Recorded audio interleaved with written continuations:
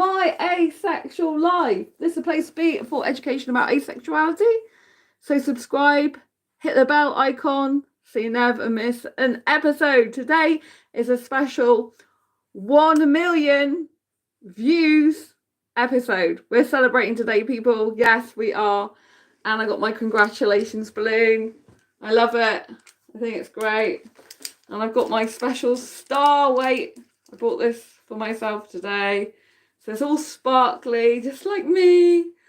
And just like this channel, I like to bring a bit of sparkle to your life, a bit of fun. And look, this is a beautiful balloon. Look, it's got stars on it as well. I want you to know that you are all stars on this channel. You're all stars. And I cannot thank you enough for your love, support, likes, comments, shares throughout the years. Yes, I'm going to go back to how it all began. So make sure you grab a coffee, drink, cup of tea, water, orange juice, whatever you fancy, and buckle up because I'm going to talk to you about how this channel began way back in 2015. And I'm going to go through some of the highlights of my asexual life and this channel. And I'm also going to be discussing what's coming up on this channel in the future. So if you're new here, please subscribe and hit the bell icon so you never miss an episode like this. And let's celebrate all being stars. Let's love, love, love being stars. Right, so I'm going to pop that one there. Hopefully you can still see it in the background. Oh, that's not good. That's my best friend's Christmas present to myself. Right, I think you can see that now, yeah? So that's amazing. Right, let's crack on with tonight's show. So I've actually got a special gift as well that I'm going to open now. So this is a gift to myself to celebrate being on this channel, hosting it, having this channel and hitting over 1 million views. Yes, over 1 million views, people. I'm super, super excited. And it's so important to celebrate the milestones in your life because we need to celebrate these things in order to give ourselves the recognition we deserve, in order to take note of the present moment in life and to be present with ourselves. And we need to make sure that we thank ourselves for the things we do for ourselves. A lot of the time we're very quick to be, hello, nice to see you. A lot of the time we're very quick to be negative to ourselves. We're very quick to judge ourselves. We're very quick to be critical. We don't very often praise ourselves. So I have bought myself a gift. It's a specially made gift to say I've gone over a million views on this channel thanks to you, because I would not be here today if it wasn't for all of you, whether you're new subscribers, new to this channel, or you're here and a diehard fan of the channel. I love you all implicitly. I can't thank you enough for going over 1 million views and over 2,400 subscribers now as well, which is incredible. So I got this gift to celebrate because unfortunately YouTube does not give trophies out to views, 1 million views or over. They only give it out to subscribers, and the algorithm changed considerably. So in 2024 it's also the amount of views you have now, the impressions that counts towards YouTube and how you're viewed. So the fact that I've got over 1 million views, and I think about 270,000 of those were gained this year alone.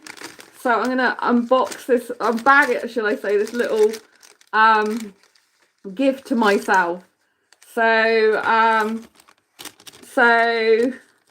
yes, hello to everyone in chat. So yeah, thank you to everyone who subscribed. So I'm opening this gift. This is to myself. I got it especially, look, this is so cute. Look at this, it's so cute. Look. Asexualise 1 million views 2024. Look at that. Unfortunately, I couldn't fit all the channel name on there. When I say I couldn't, it was a woman who did it. She like puts this design on the decoration. So you pick whatever decoration you want, and then she hand I don't know what you call it, hand draws this on so it doesn't come off. Asexualise 1 million views 2024. It's so cute. I love this. This is the one I picked. So 1,000 will be successful in YouTube when you have been in that. So yeah, this is just beautiful. I'm really proud of this. I love this decoration. This is like something to keep forever, you know? So yeah, absolutely lovely. And this woman, she's got who makes these, she has got, and whose business it is. When I say make it, she does all this at the bottom, and these are her decorations. So it's called Guildhall Personalized Xmas Decoration. This is her Facebook page, because I said I'd give her a shout out. I don't know if you can see it because it looks backwards, doesn't it, on the screen? But basically, if you type into Facebook, Guildhall, Guild, Hall, all one word, Personalized Xmas Decoration, Facebook, that's her page. So I am in Exeter in the UK, so she's local, but she's actually finishing tomorrow for Christmas, because that's her last day, the day before the week, you know, the last weekend, so the day before Christmas week, basically. It's her last day of getting these decorations on, because you can put names on there, you can put mum and dad, sister, brother, and everything like that. So I realized that this channel is global, so you might not be able to do that, but check out her page anyway, Guildhall Personalized Xmas Decoration. And I love this, you know, this is like a keepsake for me forever. I just think it's really nice. I never ever thought in a million years that I would get to over 1 million views on this channel, but I'm so very proud that I have, and I really appreciate every single one of you for being here. So I'm going to take you back now to how this channel all began. So it's going to be told like a story. So if you like being told a story and have some education thrown in, then you're going to love this episode. So I have got balloons to celebrate. Yay! So let's crack on with tonight's show. So this channel came about in October 2015, and I created it in October 2015, and when I created it, I actually had 1 or 2 weeks where I didn't upload new videos. I had already a series on one of my other YouTube channels, so Quirky Books TV, which is like my first ever YouTube channel, which I don't hardly ever post on anymore. But I did a few videos there in a series, and one of the most popular videos on that channel was called I Would Date a Virgin. So I put that on this channel before I actually started producing content specifically for this channel. And October 2015, I officially launched it in Asexual Awareness Week. So I discovered I'm asexual in 2014, and that was because I dated a Bangladeshi guy in 2013, and I just couldn't bring myself to have sex with him, no matter how hot looking he was. He was my aesthetic type. He's really gorgeous. I just couldn't bring myself to have sex with him because I just didn't feel like I could do that. My mind was just didn't want me to do that, and it just felt like it's something that I didn't want to do.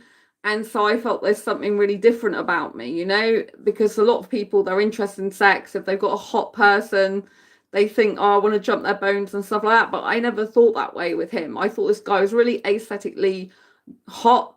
I wanted to snog his face off, but I didn't want to have sex with him. I am an asexual who's had sex in the past because I thought I had to as part of a normal relationship.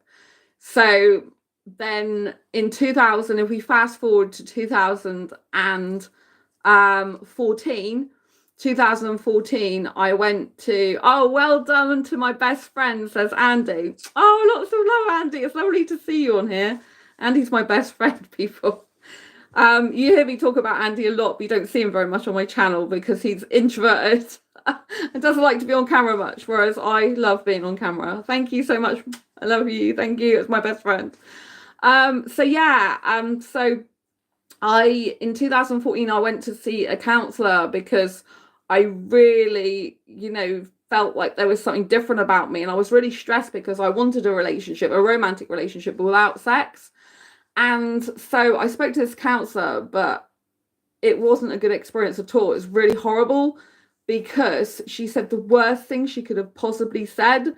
So when I told her, like, I want a relationship, but I want kissing and cuddling, but not sex, she told me I would have to have sex in order to keep a good guy. And I was like so horrified. because I thought, how can any guy be good for me if he's wanting me to do something I don't want to do, and that's going to make me unhappy? That's like giving a guy a license to rape me, as far as I'm concerned, and that's really not on and not appropriate. So I was really shocked she said that to me, because I don't think a professionally trained NHS counsellor in the UK should be saying such a thing to me.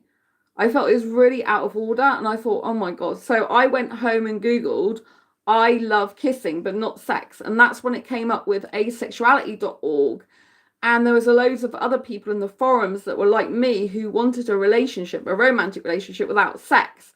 Now, I have to say, there's a proportion of asexuals, a larger proportion of asexuals, who don't have romantic feelings at all. They're called aromantic asexuals, or aromantic, as many people pronounce them.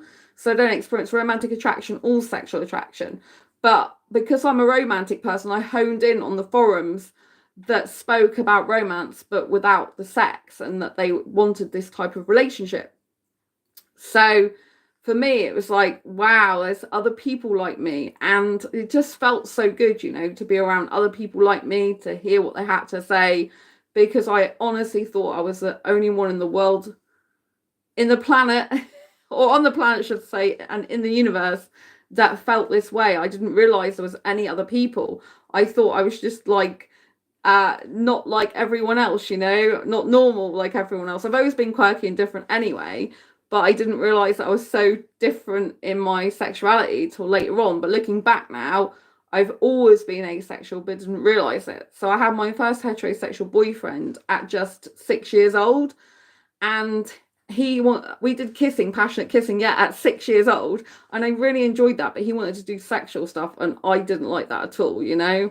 I felt completely invaded, and I felt it was really horrible, and that kind of tormented my mind for years to come. Whereas a person who's really into sex would really not usually care about that. Yeah, they wouldn't care that a person's doing sexual stuff. And when I spoke to a counsellor at college about that, they said to me that that's normal. It's like doctors and nurses, it's just kids playing around. And to me, that was horrifying. I'm like, this is not normal. I do not want to be doing this type of stuff. I know it's wrong no matter what age I am, because it was wrong for me. I totally felt it was wrong. I didn't like that type of stuff. And yeah, looking back at what's happening in, you know, society, where a lot of people like, want and need sex, and they talk about sex and stuff like that. I just, you know, like when I was at school, I just thought about kissing and cuddling guys. Like I would think about a guy a lot in a loving, caring way, and like, oh, I want to hold his hand, I want to kiss him. And any guy that I was attracted to, like, and thought about a possible relationship with when I was at school, it was always kissing and cuddling. It was never sex. I didn't think about it. It didn't enter my head. The only reason it entered my head later on is because a guy wanted it, not because I thought about it. You know, past boyfriends are the ones that brought it up. So for me, it was like, I didn't even think that way, you know? My mind was just not interested. So that's been pretty much the same throughout my whole life. Like, even though I have had sex in the past, like I would rather have been doing the washing up, and I absolutely hate the washing up. I can't stand it, but I have a mini dishwasher now, which helps me immensely, not fully though, but it's good. And I just don't like it at all. But I'd rather be doing that and listening to music in my headphones than having sex, because it just doesn't appeal to me. I'm not interested. Give me kissing with a really hot, aesthetically looking guy, then yeah, I love that if he's the right looking guy and I'm aesthetically attracted to him. But I know that a lot of the times, these guys that are really hot, aesthetically looking, they don't make the best type of guys for a relationship. So I've evolved over the years. I started this channel since 2015, and I've learned a lot about dating, relationships, self-love, self-confidence, self-care, and those are the topics that I mainly cover on this channel now. So it's evolved over the years, from starting in 2015, when that was the first year that I started hosting asexual meetups. So I started hosting asexual meetups in person in my city of Exeter in the UK in January 2015, but it was October in 2015 when I started this channel. So it's taken that long like 9 years to, well, just over, a little over 9 years, and like 9 years and a couple of months to actually reach over 1 million views. But for me, it's incredible because I never thought in 1 million years that I would ever achieve that in my life. You know, if you'd have told me years ago that I would even be on YouTube, I probably would have gone, But it's weird because I was always wanting to be in the media since being like 15 years old. I knew the media was for me. And obviously this is like having your own personal media. And so you look like my English teacher. Right, do English teachers wear sparkly tops, do they? That's interesting. They have nice blonde hair that's never been dyed in their life. So yeah, anyway, getting back to the topic at hand. So yeah, I didn't, have that inclination towards sex. And when I started this channel, I was actually really shy talking about sex. Like in the past, I would have only talked about sex with boyfriends that were then my exes, they're in the past. I don't have a boyfriend, right? So when I was in a relationship with a guy, I would talk to him about sex if he wanted to have sex with me, but I wouldn't obviously be interested really in it. Like I would rather be doing other stuff. But I've had sex in my life with 5 different boyfriends. So some people are like, oh, you're asexual because you just haven't had good sex. Well, 4 of them were not good at sex and 1 of them was good at sex, even though I'd rather be doing other stuff. So that's simply not true. And it was my last long-term ex that was long-term ex, not short-term, long-term ex that was good at sex. Right, so it was a good experience because he was very good at catering to my needs. He would stop whenever I asked him to stop, and he was very loving and caring during those moments. But the rest of the time, he was not good. He was like abusive. So this was no good. So yeah, I was with him for a very long time, but I've been sex free now since 2011. So I'm so happy. We're in 2024 now, the end of it, and I've been sex free now for 13 years because it was October 2011 when I last had sex with my last long-term ex. So it just feels so good. Whereas everyone else would be worried that, oh, I haven't had sex for ages. What's the matter with me? Like, I can't get laid, blah, blah, blah, and all that rest of that, rah, rah, rah. I'm actually not interested in that. I'm the opposite. I'm so happy I haven't had sex. I'm so happy I don't have sex anymore. I'm so happy that I don't have to get involved with guys who are doing stuff with me or want to do stuff with me that I'm just not interested in. That's no good for me because I'm just not interested in it at all, right? I get offers from guys all the time in my inbox. I don't even have to go on dating sites, but I have been on dating sites for 10 years, actively dating until this year. So majority of the time, not all the time, the majority. So this channel used to have just me talking basically for 10 minutes on an educational video, and that used to be about asexuality, and that's how I started off in 2015. But like I said, I was very, very shy talking about sex. I'd only talk about it with ex-boyfriends usually when I was in a relationship with them. And so I was like really shy to talk about sex on this channel, but I knew that if I was going to make a difference, a huge difference in this world, then I would need to overcome my shyness talking about sex. Because even though many asexuals don't want sex, because it's something that we are different on in terms of viewpoint and our feelings and the way we're wired, it's going to crop up on this channel. Even though lots of asexuals are sex repulsed, not all asexuals are. Some asexuals do have sex. Some asexuals are sex neutral. Some asexuals are sex positive. Those are usually more on the sexual end of the asexual spectrum, the grey asexuals, rather than the pure asexuals. A pure asexual is someone who doesn't experience any sexual attraction whatsoever. So I don't experience any sexual attraction whatsoever. However, I have grey areas in terms of the way I like to kiss and dance, which can be seen as sexual behavior, but I have a 0 sexual attraction. So I am not a textbook grey asexual. I'm actually a pure asexual in the sense I don't experience any sexual attraction whatsoever. So I can be kissing, a guy, and I love the kissing, but I never makes me want to have sex. It doesn't matter how long I kiss him for. I can be kissing him for hours. I mean literally hours because I'm a hyper kisser. but I'm not interested in having sex with him because it doesn't do anything for me. The kissing does everything for me, yeah?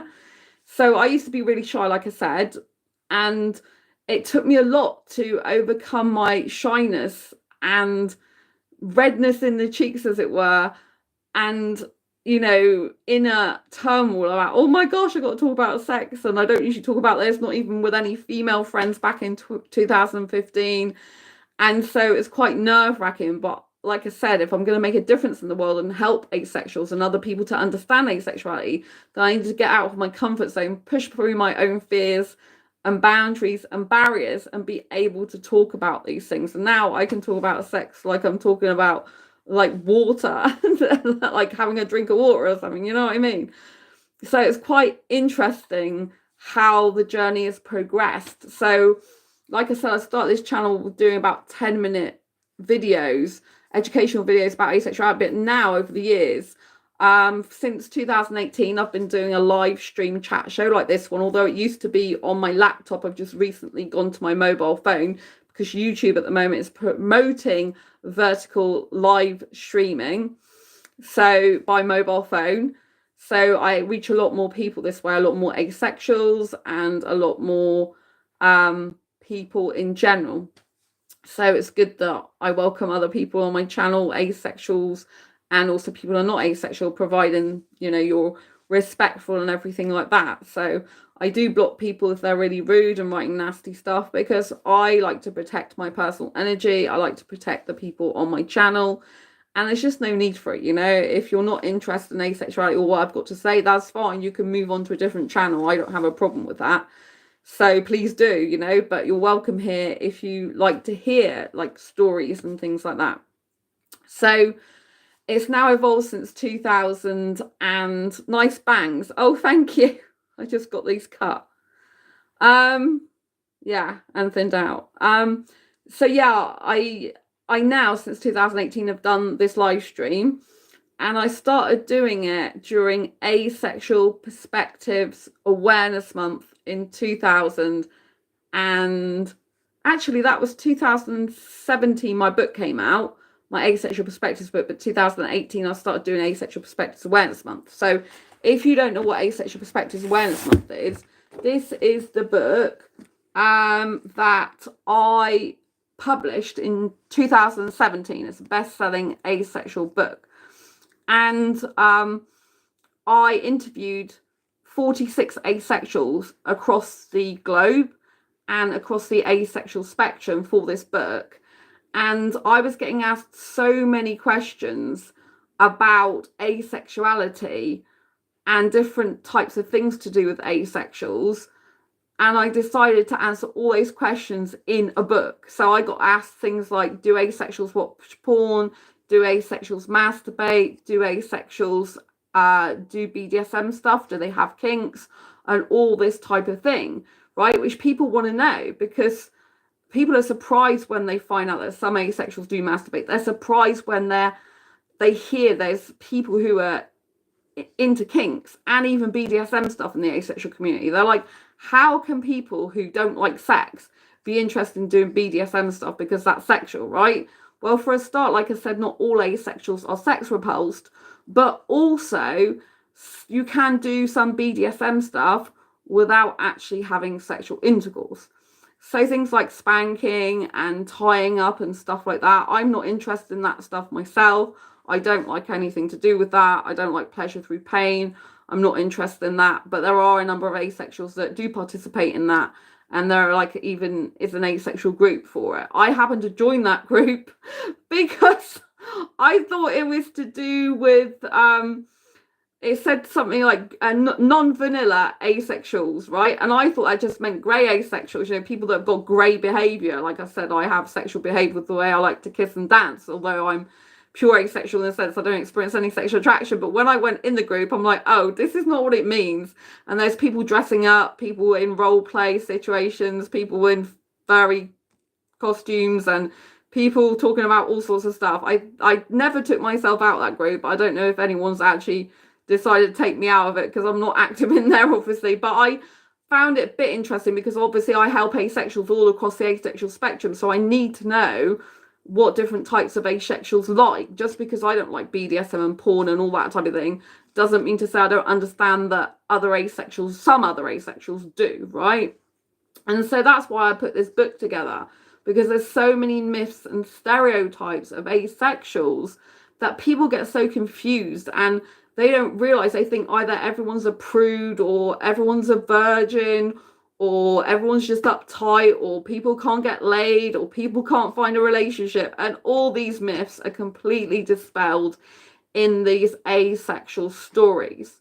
So there's 46 asexuals, like I said, and there's also me. So that I make up the 47th asexual person. And all these different types of asexuals, including me, are asked different types of questions that are around love, life, and sex. So this covers relationships as well. Some asexuals are in relationships with sexuals. Some asexuals are in relationships with other asexuals.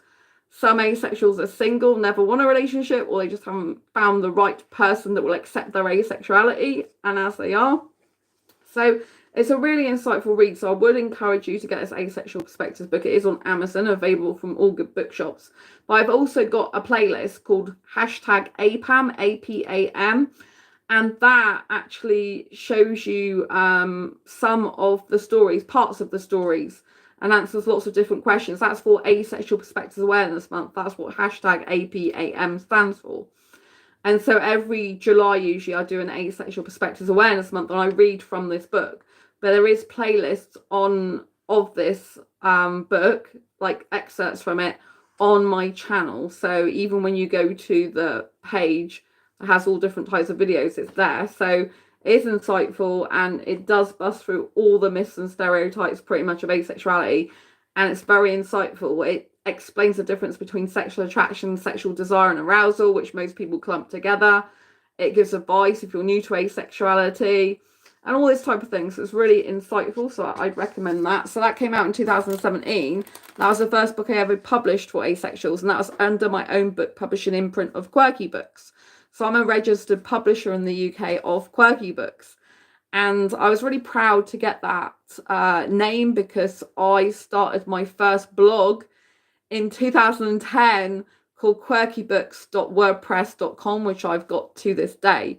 So it's nice to be able to get that name for an actual publishing company registered in the UK, be able to produce my own quirky books. And that's how I was known online before I helped asexuals, known as Quirky. And I was actually helping redundant workers, which is not what many people know about me. I was helping redundant workers get back into work. I was helping small business like owners with their social media and stuff like this, or self-employed people with their social media. I was training them up.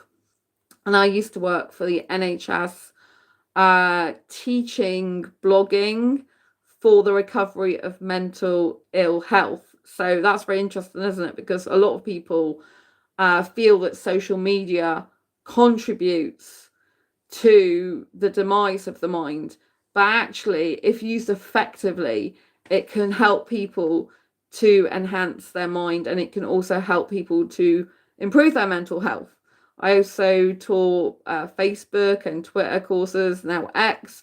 So yeah, I have that background, social media background, and obviously I use social media all the time. So on this channel, I have what they call a social media auto-posting tool that posts all these videos out across the globe. So that obviously helps me to get views on this channel. So when I first had my asexual meetup in 2015, it was just really empowering and insightful. It was only with 2 women in my city of Exeter. We went to Nando's, and it's quite weird because we were making some sexual jokes, even though we're asexual. But I think some asexuals can do that because we're removed from the situation if we're not interested in sex and having it. So it's kind of like it's not so personal to us, if you know what I mean. I remember when I was having sex years ago, if someone had been making sex jokes then, I think sometimes it depends what it would be. I might find it harder, but because I'm not interested in that, I don't do that anymore. It's kind of like I'm removed from that situation, if you know what I mean. So I found that quite interesting. But I've met some wonderful people. In 2018, so after my Asexual Perspectives book became, it was published in 2017, I was a speaker at the UK Asexuality conference. And that was amazing. So that was at the business school in Westminster University, basically. And it was 2018, a speaker at the UK Asexuality conference. Check it out in the videos on this channel. So it's actually got footage. I spoke and taught people how to arrange an asexual meetup if they want to do that for themselves. And it also was part of the relationships discussion panel. I wanted to say a huge shout out to Martin as well, who's been a long-standing viewer of this channel. He's also a good friend. And he was one of the first ever subscribers, and he was my cameraman at the UK Asexuality conference, and the person who the organizers employed to be their cameraman, something happened. I don't know exactly what it was, but they didn't get any footage from him. And so I think I'm the only one who's got footage from that event, which I was really proud to be a speaker at. So on this channel, over the years, I've developed the mixture now of entertainment videos, education videos, information videos, and lifestyle vlogs. So I still do this chat show. I do no sex movie reviews, which is really, really popular, because I don't know what about you, but I found it really difficult years ago to find movies that had no sex in them, because I was just like, oh no, not another set of boobs in my face, because I'm not interested in women. I don't find it attractive. I don't like looking at women's breasts at all. And, you know, and there was always like sex scenes in it. And usually they don't expose the guy very much. It's usually always the woman. And even though I'm female myself and I've trained myself to love my own body, I'm not interested in other women's bodies. And so that's another sign for years that I was asexual and didn't realise it.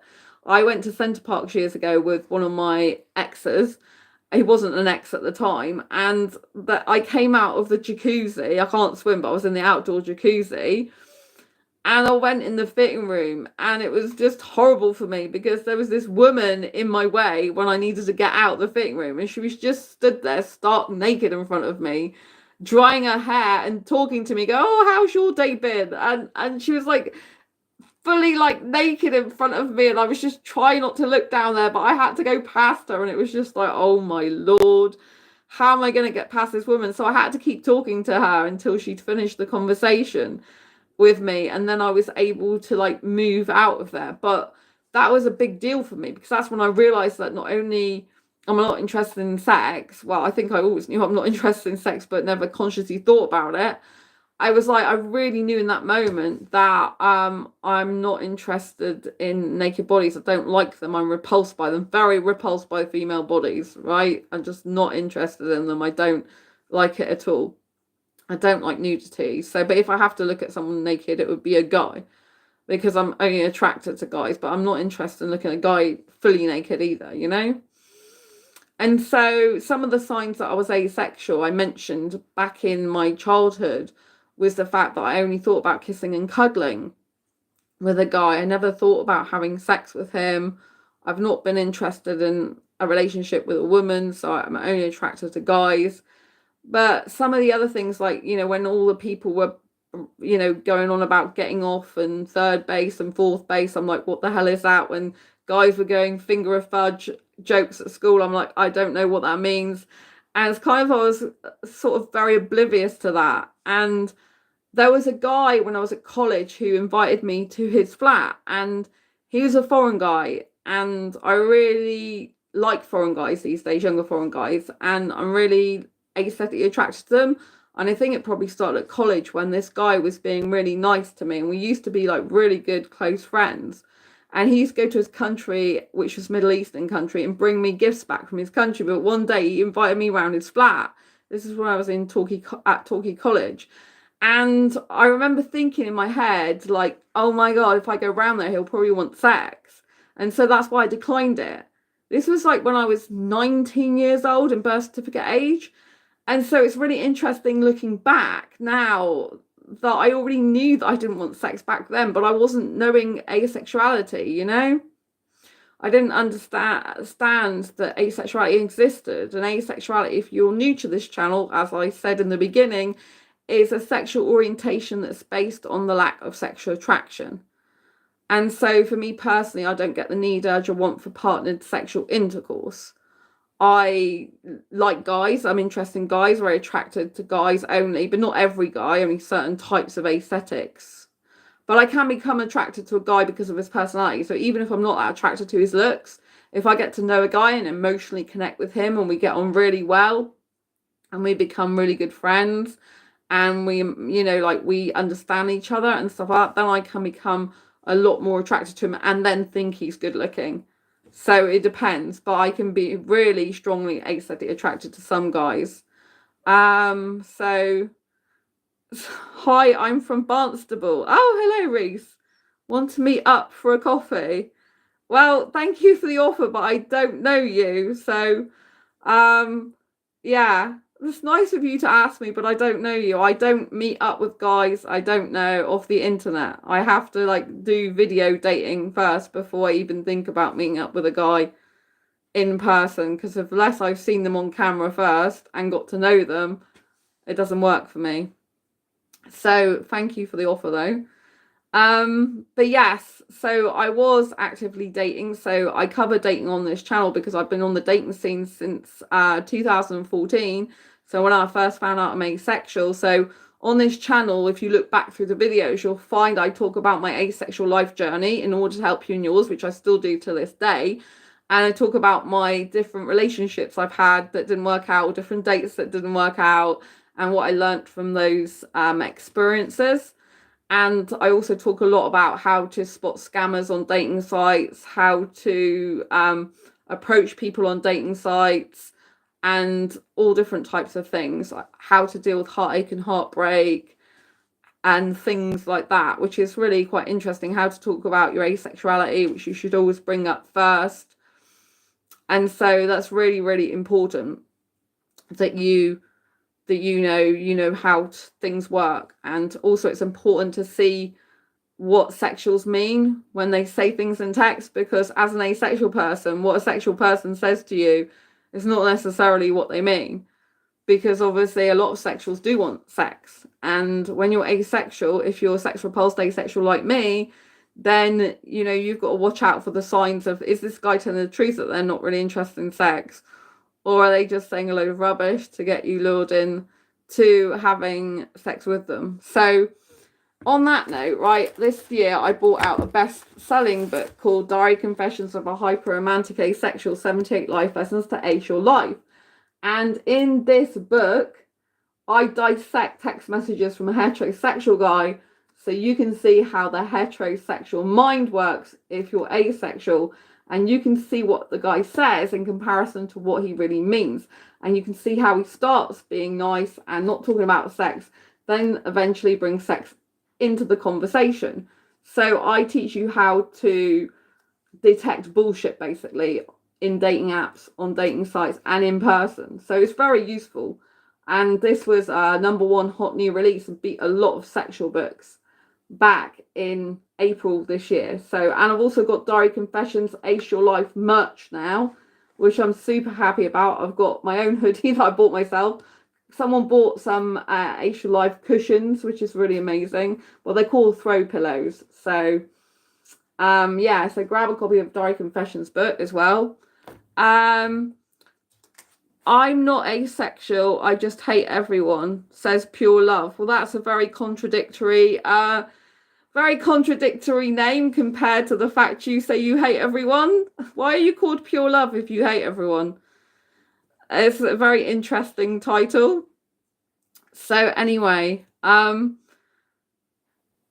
get back to what I was talking about. So what I'm trying to say is it's evolved a lot, this channel, and obviously I do have the experience of dating. So this year I went through a heartbreak, and so I decided not to go actively back on dating apps anymore.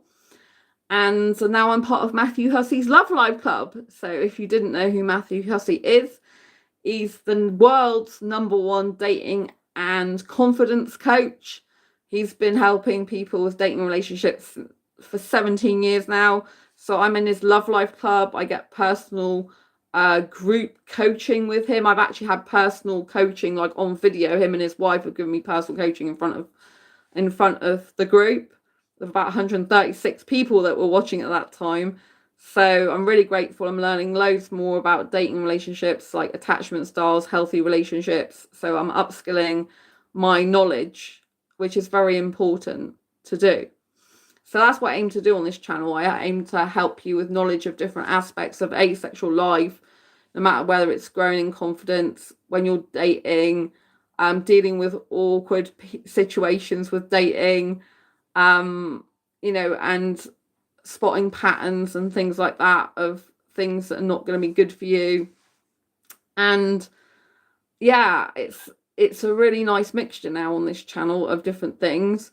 So I also have Asexualise merchandise on Redbubble and Amazon, which I never thought I'd do in my life.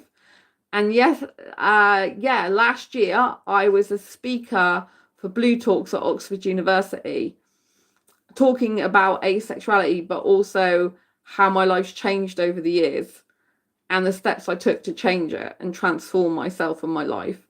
So I used to be very, very shy years ago and suffered with depression years ago. And so I've done a lot of personal and professional development work on myself. And talking about asexuality at Oxford University for Blue Talks was a huge deal. And that's now on Connect TV, KNECKT. I think that's how you spell it. It's spelled really weirdly. It looks like a mirror backwards. So the K, but it's Connect TV. Has it got a C in? I put a C in. It might not have a C in. It might just, but go and check it out. I put it on this channel. I put all the stuff a lot of the time in the community posts. And I brought asexuality to a whole new audience. So when I started this channel in 2015, because I knew a lot of entrepreneurs, and I've been in the entrepreneur space since 2012, and I started this channel in 2015, I had the bright idea of bringing asexuality to thought leaders around the globe, because those are the ones that make the biggest impact in the world and can spread the word of asexuality. So my mission, which is still true to this day, is to get asexuality recognized as a sexual orientation in its own right throughout the globe, so no asexual has to live in fear of ridicule ever again. And I aim to do that on this channel by all these different types of videos, whether it's sharing asexual entertainment, asexual lifestyle, asexual education, or asexual information. And this is working out really well. Because although asexuality is part of the LGBT plus community, it's important we get it recognized in its own right so that people don't confuse asexuality just with lesbian, gay, bisexual, or trans people. Because asexuality is predicated and based on the fact that we lack sexual attraction, whereas all the other different types of people in LGBT plus, the different types of sexualities, for example, such as bisexual and homosexual, pansexual, they are all predicated on the fact that people like sex and they want it and they need it. Whereas asexuality is based on a lack of sexual attraction, a lack of need of sex, a lack of interest in sex in general, although the asexual spectrum is wide, like I said. So we are very different, and it's important that heterosexuals, for example, the world's largest population of sexuality still, understands the difference. Why is this important? Because for the sex repulsed asexuals, the people that don't want, like, or need sex, there needs to be the distinction so that these people, such as me, we know we're not expected to do things that we don't want to do. It should be common practice on dating sites for them to have not only a category for asexuality, but to explain what asexuality actually is. Everyone should know. In dating sites, people should just know what asexuality is, but they don't. Most people who come to me and they don't know what asexuality is, and they just see me talking about asexual online, they think I'm talking about being a highly sexual person, and that I'm talking about being an asexual, as in I'm a sexual person, not as asexual. Because they don't understand that A stands for absence of sexual attraction, that asexual is all one word. See? Asexual is all one word. A stands for absence of sexual attraction. So I'm asexual, not asexual. So I've got a t-shirt saying that as well. So it's really important that people know and understand the difference. And it's important that we spread as much awareness of asexuality as possible, So I've been featured now on Dr. Al's show in America. That's got millions of views. On Lifeology Radio, that had over 3 million views just based on my episode alone when it was aired. I've been featured on Sense of Soul podcast as well, in FemMedic, Daily Mirror, Daily Star, BBC Radio, Jeremy Vine's show. If you're in the UK, you'll know that's a huge show. I've been featured on all these types of shows talking about asexuality. And I joined Blue Talks last year so that I could spread more awareness of asexuality. And like I said, it's important for asexuality to be distinguished between LGBT and its own sexuality, in the sense that we predominantly are not sexually attracted to anyone. That's a point. Whereas lesbians, gays, bisexuals are all sexually attracted to people, and heterosexuals will find it very hard, and do find it hard a lot of the time, to distinguish between these if they're new to asexuality or don't understand it. Like, I've got accused of being a lesbian a lot of times because I'm not interested in having sex with guys, and they think, oh, if you're not interested in having sex with a guy, that's not normal, so you must be a lesbian, you must back for the other team, you must like, you know, the other side, like you must like women. And I'm like, no, I'm not interested in women. I just don't want to have sex with guys because I'm romantically and aesthetically attracted to guys, intellectually attracted to some of them, and attracted to their clothes sometimes, and other things, sensually attracted to guys' upper body, but I'm not attracted sexually to them. So you know, it's different. And that's why asexuality still needs to be recognized in its own right. It should be all over different dating sites so that people can understand asexuality and understand what they're getting into, if you know what I mean. So an asexual person has difficulties getting into a relationship with a sexual person if they're highly sexually driven, for example, and vice versa, right? It's no point in wasting each other's time.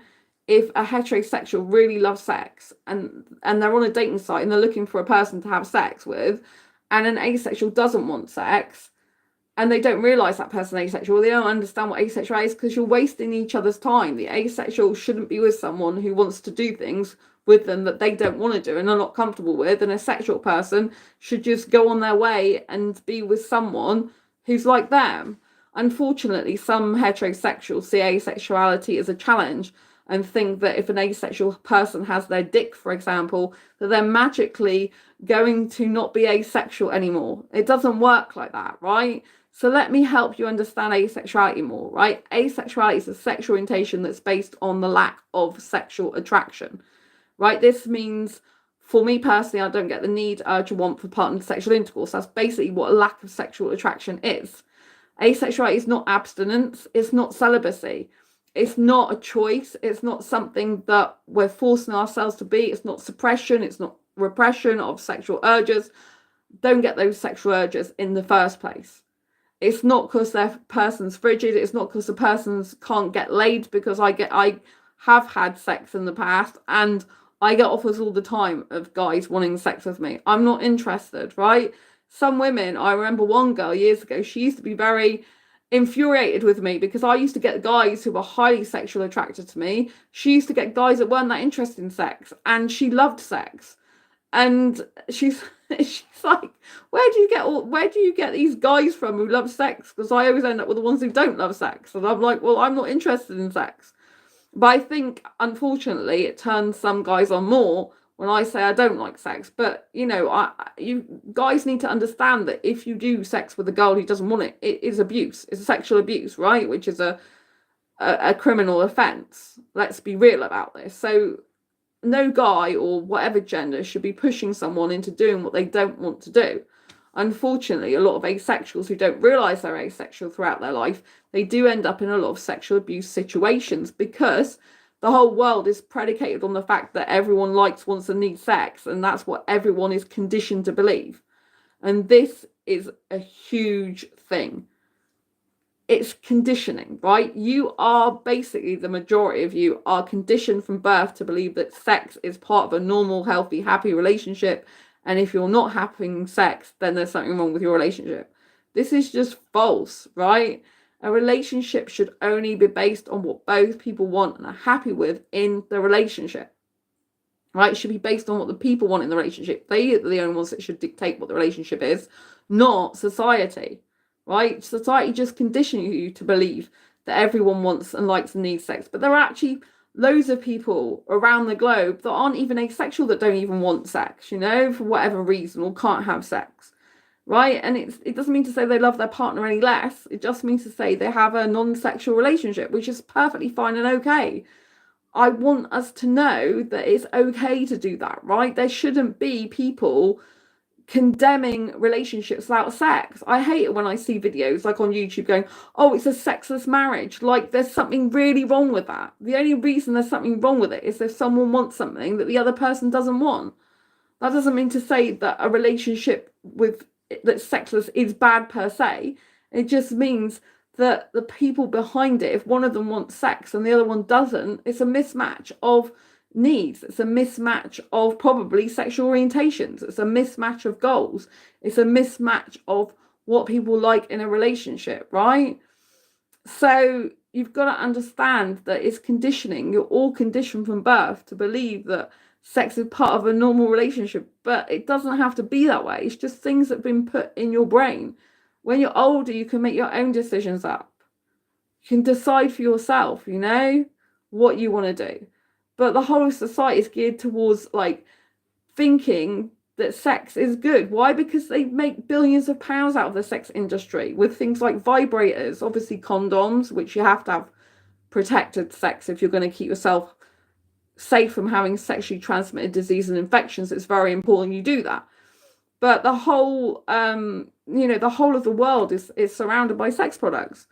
Like I said, vibrators, condoms, obviously, which are essential, pregnancy testing kits, you know, those can be used if you want to get pregnant, but also to test if you are pregnant, if you didn't want to get pregnant, right? All these clothing shops, you know, that have whips and chains and sexy underwear, doctors and nurses outfits, you know what I mean? And it's very much designed to make you feel inadequate if you don't have these things, right? A lot of these people in society, they push the fact you've got to look a certain way, dress a certain way to be sexually appealing, to be attractive.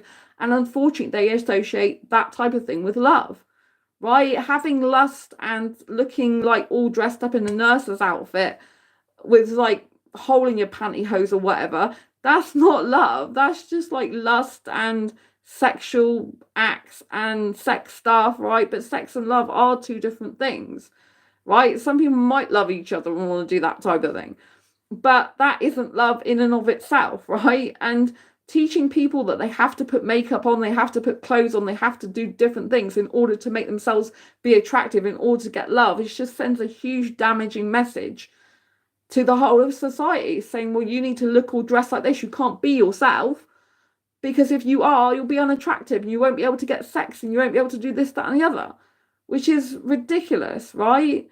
And it's teaching people the wrong thing. It's making people very insecure, very inadequate. And a lot of this then manifests itself in abusive relationships, actually, where people end up so insecure that it ends up being unhealthy relationships. So I understand that, you know, people who make love can feel that having sexual intercourse for the making love type of reason is a very beautiful thing, right? And that making love is different to sex. Both require sexual intercourse unless you're doing other sexual stuff, right? But at the end of the day, you shouldn't be made to feel like you have to do sex or have sex in order to be a whole person. I mean, look at Viagra. Look at how many people have stuff shoved at them. Like, oh, you can't get it up. You can't have sex. You'll have to have a pill. Do you know what I mean? You'll have to have a pull to make yourself be something you're not, to improve your sex drive if you don't have one, to push you to have more sex. You know? At the end of the day, it's just ridiculous. And it's just very ineffective. It's just driving people to their own demise, really, and driving relationships to their own demise. It's very unhealthy. Instead, we should be allowing people to decide for themselves what type of relationship they want, how they want it to be, and to let them know that they can be loved just as they are, with the clothes they wear, with the face they have without makeup, and just by being themselves. You know, they can get love because their soul is beautiful. They can get love because they're kind. They can get love because they're honest. They don't need to perform in the bedroom to be loved. They don't need to perform in the bedroom to know that they're wanted and needed by their partner.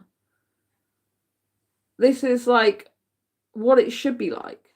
But unfortunately, it isn't like that a lot of the time. So people are going around a lot of the time feeling very inadequate, feeling very insecure, and it manifests itself sometimes in not very nice behavior. And so we really have to get very aware of our own behavior in life and where our decisions come from, where our beliefs come from. Are they our own, or are they what other people's instilled in us? So next time you're like looking to date or get into a relationship, or perhaps you're in a relationship now, it'd be ideal if you would just take the time to think, where do all my beliefs to do with relationships come from?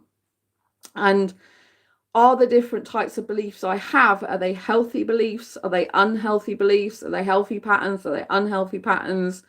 Is there a pattern to my behavior that's making things more difficult in relationships? Is there a pattern of behavior or thought process that's just not working out for me? And then think and be open-minded, you know.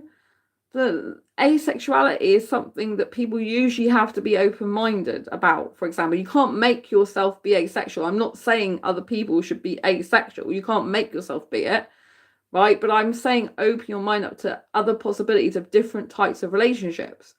You might be a person who dates or has relationships after relationships with people who have a high sex drive, and you don't actually have that higher sex drive, but these people treat you like shit, and they cheat on you, and they're not there for you, they don't communicate effectively with you, and they make you feel small, right? Whereas you might actually want to consider having a relationship with someone who's different to your own sexual orientation and get the qualities that you are looking for. Maybe doesn't mean to say you're going to, but what I mean is to open your mind to new possibilities. And so it's really interesting when you start to analyze all these things, when you start to analyze, like, why do you think the way you think? Why do you have these beliefs? And are they actually from you, or are they from other people? The same as your beliefs about yourself in terms of, like your personality, in terms of your life and things like that. Where do these beliefs come from? Only when we assess our own beliefs can we start to change our life. Because I thought I was heterosexual for years. I was conditioned to believe I was heterosexual, and obviously my parents didn't know any different, so that's not their fault. Then it was difficult for me growing up, because it's like people are talking a foreign language. If you're asexual and the people around you are talking about sex and how interesting it is, how good it is, and they're basing their relationships on that, and you're not interested in that, it is like talking an alien language, And nowadays, because I spend a lot of time in my own asexual groups, I run 6 asexual groups, although I have not been in there as active as I usually am, because I've had to move and had a lot going on with that. But my point is, when I'm in asexual groups, I run asexual groups, and I talk mostly to asexuals, then that means that my mind is kind of a lot more at ease. They're a lot more easier for me to relate to. But when I talk to heterosexuals, especially when I was on dating sites predominantly made up of heterosexuals, it's like another world. It's almost like living in 2 parallel universes. When I was active on dating sites predominantly, housed, I don't know if that's the right word to use, predominantly taking, with heterosexuals being housed there, taking up space, being on the dating scene, predominantly heterosexuals are on there, basically.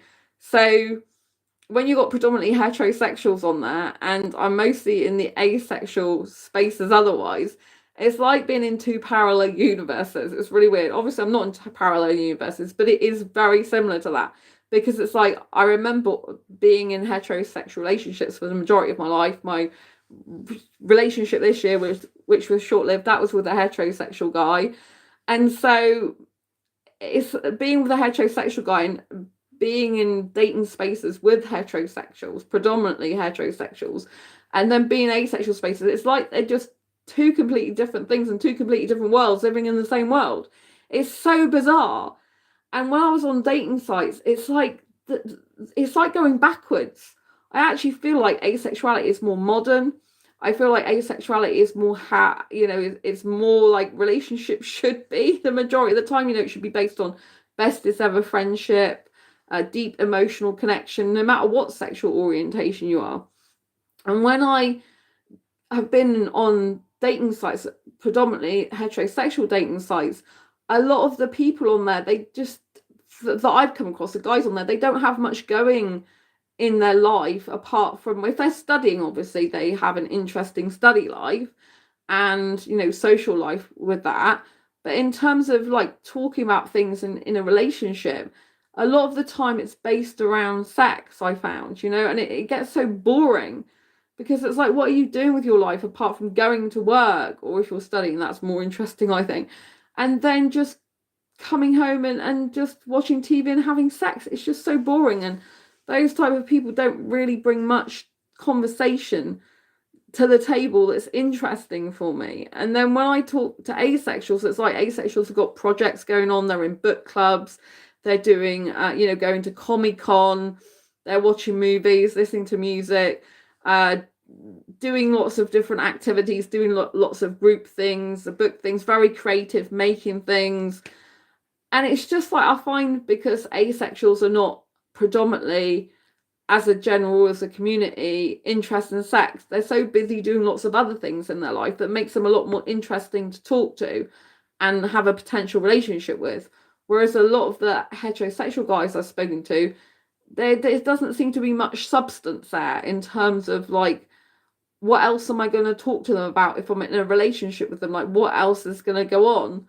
Do you know what I mean? Like, eventually I feel like I'm going to get bored because I'm not going to have enough to talk to them about that's interesting that they do with their life. Because when their life's filled with like work and normal sex, marriage and kids, and on dating sites, they haven't got usually to the marriage and kids, technically speaking, but some of them are actually married and still on dating sites and got children on dating sites, but they're actually married and they don't even tell their partner. They're cheating on them, in other words. I've seen quite a lot of guys that have got wedding rings on dating sites, and it's just like, why are you cheating on your partner? So in the asexual community, there is monogamous people like myself, but there are also polyamorous relationships. But polyamorous are not the same as cheating. Polyamorous are relationships that are out in the open with multiple people. And, they have to be careful about how they go about building that relationship as a team with all the people in it. So they might have a primary partner and then they have other partners as well. But this is all out in the open. No one's secretive.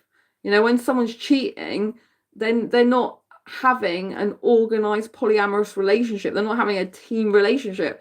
They're just going behind their partner's back and cheating on them. And so it can be emotionally cheating and sexual cheating if it's a heterosexual. With asexuals, yes, you can still get some asexuals that do cheat. They end up like two-timing in relationships, even if it's without sex. Some of them emotionally cheat as well. And some asexuals can be accused of emotionally cheating with heterosexuals because they get really close to a heterosexual that's already in a relationship with a sexual.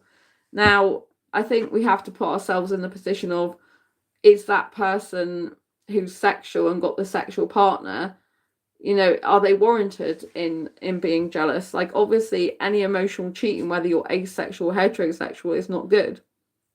So, it's really important to understand that cheating is not acceptable and it's not good. So, yeah. And I'm going to go on now from talking about this topic to talking about more to do with the future of this channel, because I've talked about how it began. It began in 2015. I'll just recap this.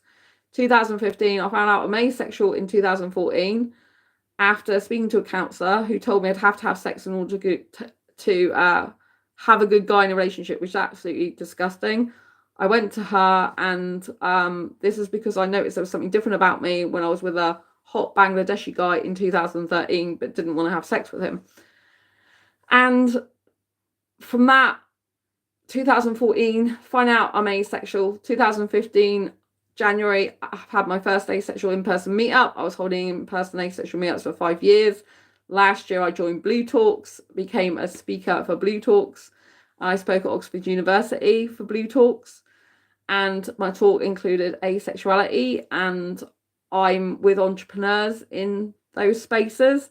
So I'm able to bring asexuality to a global audience. And I've done that certainly over the last year with being on Lifeology Radio and Dr. Al's show. They're huge radio stations in America.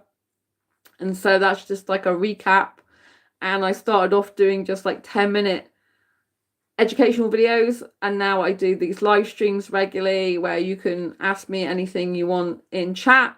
Obviously, if we covered your question already in this video, I'm not just going to repeat it over and over again. You can watch it on replay. And also now I do entertainment videos. I do a lot of lifestyle vlogs as well, food vlogs people seem to love, and information videos as well. So I do a mixture of education, information, entertainment, lifestyle vlogs. And that is to show you asexuality in real life context. That's what I like to do on this channel, show the obstacles and challenges that you have in your asexual life, and show you through my own asexual life journey how you can overcome those to empower you and inspire you that you can achieve your dreams, that you can change your life for the better forever, and that you can overcome difficult times. I hope that you learn from my own mistakes not to make those mistakes. And I hope you learn how to, like I said, overcome those challenges. I always like sharing my asexual life journey in order to help you in yours. So my mission, like I said, is to get asexuality recognised as a sexual orientation in its own right throughout the globe, so no asexual has to live in fear of ridicule ever again. And that's why I continue to get interviews on people's podcasts and shows. That's why I continue to grow this channel. And so what's coming up on this channel? So I'm going to be doing more live streams like this. Obviously, there won't be a special millionth view episode like this one, but I'll be doing educational live streams, which will often be around a topic such as dating, relationships, self-love, self-care, confidence, these types of things. But I'll be doing them vertical live streaming a lot of the time, which I didn't used to do before. I'll be continuing to do my no sex movie reviews that are so popular. There's a no sex movie review playlist. If you haven't already seen it, check out the playlist on this channel. You can just watch all my reviews, and I do go off and talk about educational content a lot of the time. You know, I dive into educational content, I should say, a lot of the time related to the video, to the movie I've seen. So I'll start talking about movie and what I think is good and bad and how it relates to life and things like that. So that's going to be coming up. I've been lately doing more shorts videos from these bigger live streams, so that if you missed the whole live stream, or if you just want to take key nuggets away from it, I've got those that I'm now using. I've bought more software. I've paid for it a lot of money to have more software, to upgrade, to pay for more software. This is an AI tool, artificial intelligence tool, that helps me to edit videos from the bigger videos. They help me to edit smaller videos. I still have to do quite a lot of editing work myself for some of the videos, like I was doing earlier today, but it enables me to be able to pick out key nuggets in these videos for you that you might have missed, so that you can watch them very, very quickly. Key points. So that's coming up as well. I have got a special show that I'm working on with, show episode, I should say, that I'm working on with someone. So I'm excited for that. I don't want to reveal that all yet because the details aren't finalized. So until everything's finalized with that, I don't want to reveal anything of that. But it is something I haven't done before. So I'm really excited for that. Obviously, I'm going to be producing more asexual books. I've got loads of books to finish in 2025 and publish, which I haven't been able to get done this year, which I'm really disappointed about. But I've got my Asexuality book, which is really important, that talks about attraction, asexuality, and it just is an awesome book. right? It's going to be the first book in an asexual series. Asexual Guide to Sex should be finally out. I keep saying this every year, so I don't want to say that again, because that's a book I started in 2019. The second follow-up to this book, Diary Confessions Book 2, is going to be coming out. So Diary Confessions of a Hyper-Romantic Asexual Book 2. The workbook to go with this first book is going to be coming out, where you get to write your own Diary Confessions workbook. So that's going to be coming out. I got like basically 4 books that are part done and I haven't finished yet. So that's going to be like loads of stuff coming up in 2025. Obviously growing this channel more as well. I'll still probably be doing some live streams from my laptop, particularly the no sex movie reviews. I like doing them on my laptop at the moment, so that'll probably be staying that way. And I might start doing some more shorter videos, like 10-minute videos. Again, I'm not sure about that, because usually with me, I like to do all the other stuff.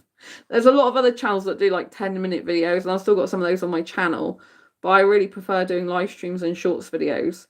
And shorts videos are very popular on my channel, but actually people look at shorts videos, they look at these long live streams, and they look at the 10-minute videos as well. So they look at a mixture of stuff. So I'll be closely monitoring my analytics to see what people like and don't like.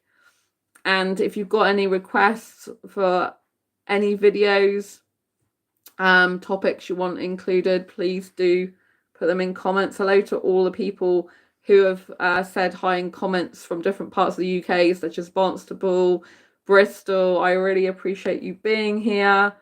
Northampton as well. We've got quite a lot of UK people. I'm from the UK. I live in Exeter, in case you didn't know that. So there's quite a few interesting things in the chat. Oh dear. Yes. Do we apparently someone's calling me daddy. Do I look like a daddy? Right, okay, whatever. I'd rather be called daddy than something else. I don't mind. I have male traits. I'm proud of male traits, even though I'm female. So since I've been on this channel, like, as well, I've grown personally. You know, I've grown more comfortable about talking about sex in general. I've grown more comfortable talking in public. If you go back to some of my first videos, you'll find that maybe I spoke slightly differently. You'll find that also that I've progressed in the terms of awareness of asexuality, the amount of podcasts and shows I've been on to raise awareness. And obviously you can follow my whole journey because I've documented it on this channel. There's over 6,000 videos on this channel, and I like the affirmations videos I did as well. So if you've not seen that yet, there's singles affirmation, videos, and they're like quotes, single inspirational quotes, and that's one of my all-time watched videos, top watched videos. So I'm just gonna wrap up with showing you some things on my channel via my phone now, which you might not be aware of, or you might be aware of. So yeah, so I thought I'd go to my channel. So you can see I don't usually show you behind the scenes here, but let's go. Right, so as we're talking now, this has been like my views in the last 48 hours on this channel. So I had 2,856 views alone on this channel, and I currently got 2,405 subscribers. So yes, hit a milestone with subscribers as well, went over 2,400, so that's really good. And see, I'll just refresh this page because we have been talking for a bit. So yeah, right, this is like a tool I use. Right, so you might notice that it jumps around a bit because it said 1,100. It said, sorry, 1,001,153, I think, a few minutes ago, and now it's jumped to taking 3 off. But if there's any bot views, so views that aren't real, it will remove those views. You know, if the YouTube finds out that people are using bots, or, you know, like I'm not talking about like AI assistants. I'm talking about AI, but in a bad way. You know, like bots and things. They will just get rid of those views because they're not genuine views. They're just people trolling channels. But you can see that the views have gone over 1 million views now, which I'm really, really, really pleased about. I really, I'm so happy. I want to thank you all for everything you've been doing on this channel to help it to grow. But when you go to my channel here, right, this is the channel actual other. So this is in the about section. It says actually a different stat because it's not up to date here. So this has been like this for nearly 24 hours now.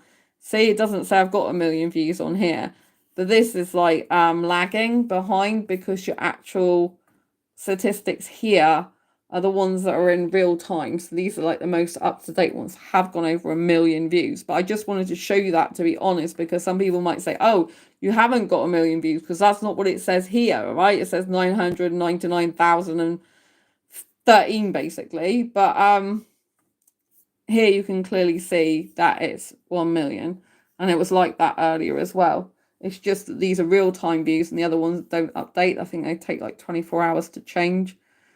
So they don't include some of the ones that have already happened today. So this is like the singles quote. This is like one of my most watched ever videos, which is very, very popular. So this video alone got over 13,000 views since it was published. And yeah, and this shows you the top videos on my channel. Interestingly, there's one about castration, impotency, and circumcision and their relationship to asexuality. There seems to be a very huge hit with over 12,000 views. I don't know if you can see it. I think it's blurred out. Oh, there you can see it. So I'm not going to go into everything, but you know, these are like a movie review. They're very popular on my channel. Like I said, my movie reviews, people love these movie reviews. So when you're going on my channel, if we go back to the channel, if you're unaware of what's going on in this channel, this is where the home page is. So this is how I am now, live. See, I'm live while I'm talking to you. See, it says live now. All the million views, how it all began, backstory, what the future holds. So this is where we are now. And then this is the latest live streams and stuff. So this here for you, if you're new to this section, basically it's what YouTube recommends for you to watch. So a lot of these are like live streams. Yes, I do actually watch my own live streams back quite a bit to check that I'm talking correctly and making some sense. So then I've got an 8 asexual attraction series. You're new to asexuality, you don't understand different types of attractions without sexual attraction, for example, then do give this playlist a watch. Goes through what romantic attraction is, emotional attraction is, spiritual attraction is, creative attraction is, intelligence attraction, clothes attraction, and then we have aesthetic and sensual attraction. So these are very good videos to watch, especially if you think all attractions are just clumped together. They're not. So on this channel, I talk a lot about different types of attractions. I'm able to separate all the different types. These are like the most popular videos from my channel. And then this is asexual perspectives. Remember I told you about APAM, Asexual Perspectives Awareness Month. This has excerpts from my Asexual Perspectives book. So this is a very popular playlist as well. And then these are the no sex movie reviews. So a lot of people love these. I get people like, when I say a lot of people, okay, so you could say the views are not loads, they're what, 90 something, 140 something. But from people who do love these movie reviews, they come back to them usually a lot of the time. Do you know what I mean? You get regulars that come back and view them a lot. And I'm just so grateful and thankful for the people that do this. This is one of my most popular ones. 778 views. Wendy Wu, Homecoming. That's a very popular video. Crush lesbian movie. So yeah, I reviewed a lesbian movie, which was interesting. So yes, and then you've got some other amazing Spider-Man and all these type of things. This is very popular.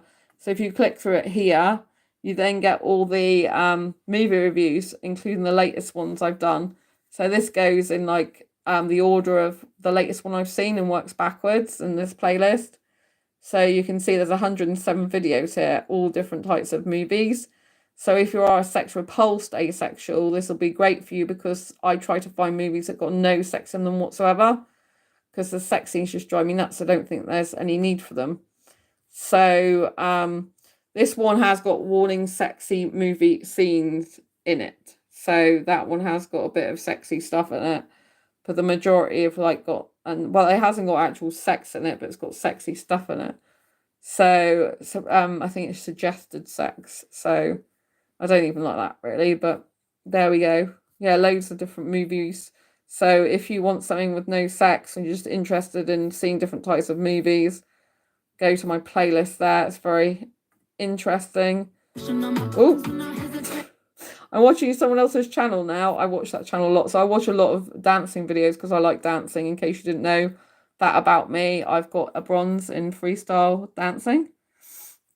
So yeah, let's go back to my channel and try and get my channel up, not other people's. So if we go through here, so this is where the videos are. This is like my videos tab. These like pre-recorded videos. And then this is where all the shorts are. You'll notice I do so many different types of shorts. These are ones that I've started doing, which is cutting clips out of the longer live streams like this that I'm doing. So do give these a watch. I only just put these on earlier. So yeah, I do a lot of food videos because people really like food videos, a lot of entertainment stuff. You see, like, this is one of my most popular videos that I took yesterday, my shorts videos. Look at this.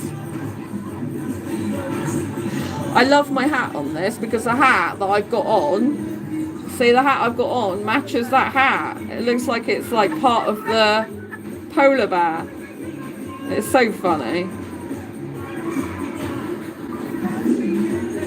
Anyway, I just thought I'd show you that. And then this is like the lives, all the lives I've done, including the one I'm doing now while I'm filming this, which then stays on the channel and you can watch it on replay. These like podcasts, so you might be interested to know that this channel is on YouTube Music. So it's a podcast on YouTube Music. I only put selected videos on there, but if you didn't know, you can go to YouTube Music, Asexualise, and you should find it. So let me see if I can find it on YouTube. I haven't tested this out for ages. YouTube Music. So you don't type in, YouTubemusic.com. I'm doing this live. And then when you go in here, I should be able to type this channel name in here, hopefully. There we go. See? Top result. How did asexuals discover they are asexual? Asexual perspectives. So you can go to YouTube Music and see some episodes in here, which is very handy. And then these are the playlists that I've got on this channel. Some of these are private, other ones aren't, but you can't see the private ones. And then this is the communities tab. So this is how you can keep track of what I'm doing, new videos that come out. I sometimes announce some of them here, what I've got up to. See, this is when the channel went over 1 million views earlier.